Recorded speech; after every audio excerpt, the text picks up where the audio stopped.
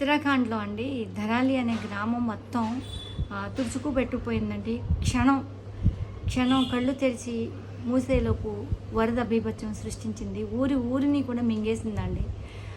ఆ బురద ఎంత భయంకరంగా అంటే 3 అంతస్తులు 4 అంతస్తులు భవనాలు కూడా మొత్తం అంతా కూడా కూలిపోయాయి. పైనుంచి అంటే వచ్చేసిందండి.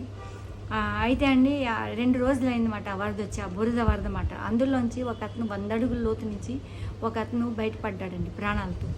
అది గమనించిన రెస్క్యూ టీమ్ అయితే అతన్ని కాపాడండి హాస్పిటల్లో జాయిన్ చేసి ట్రీట్మెంట్ అయితే అందిస్తున్నారు. అతను ఎక్కడి వాడు, అసలు ఎవరు అనేది అతను చెప్తే తర్వాత మనకు అర్థమవుతుంది, తెలుస్తుంది అనమాట. అయితే ఇతను కూడా మృత్యుంజయుడు అని అనాలండి. ఎందుకంటే అహ్మదాబాదు విమాన ప్రమాదంలో మొత్తం అందరూ మాడి మసైపోయారు. కానీ ఒక్కతను చిన్న చిన్న దెబ్బలతో బయటపడ్డాడు చూడండి. అలా ఇతను కూడా ఇంత భయంకరమైన బురదలోంచి బయటపడ్డాడు. ఇలాంటి వాళ్ళనేనండి మృత్యుంజయులని అంటారు.